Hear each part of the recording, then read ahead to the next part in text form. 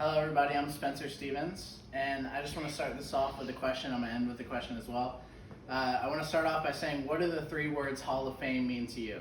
And to a lot of people, the Hall of Fame represents the pinnacle of all sports. It's what everybody who plays a sport and who's passionate about it works towards and wants to achieve. And today I'm going to be talking about a guy who deserves to be in the Hall of Fame but hasn't yet, and his name is Barry Bonds. Right here I have his baseball card.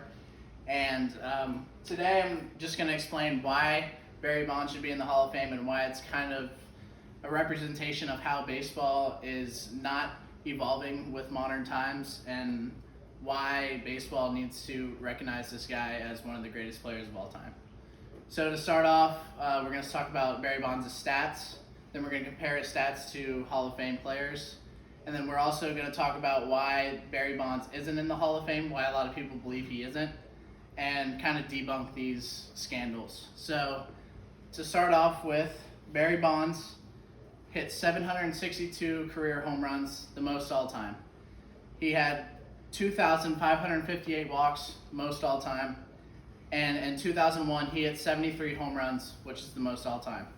In addition to that, his slugging percentage, 607, OPS, 1,051, 7 MVPs, most all time, and a 162.8 career WAR, most all time.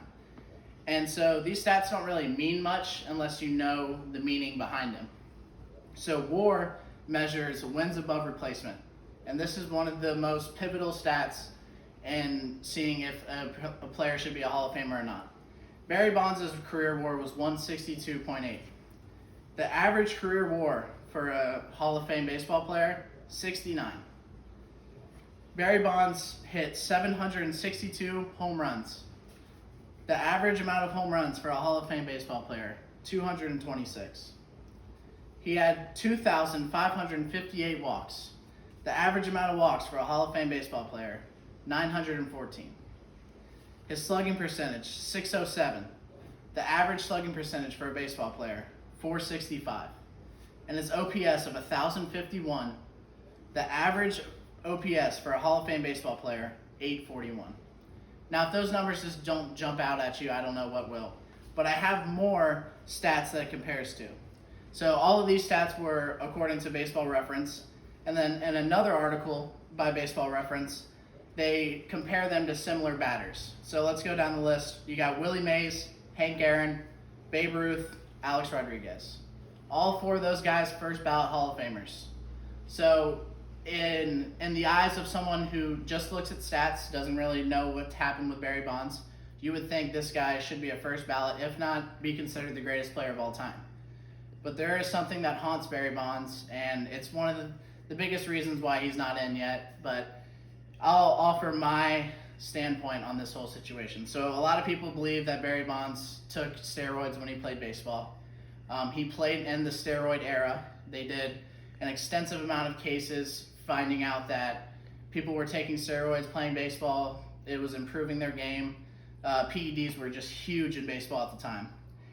And according to an article, ESPN, he was charged with obstruction of justice when he claimed he didn't know Anderson Balco, who prescribed testosterone to countless numbers of MLB players.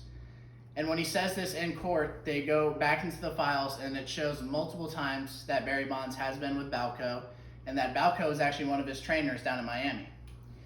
But also in the case, according to Bleacher Report, the jury states it is impossible to prove that Bonds is lying when he says he didn't know what he was taking because it was his word and Balco's word, and that's it. There was no evidence, there was no listed out thing that he knew. He said, I'm taking this testosterone to better myself.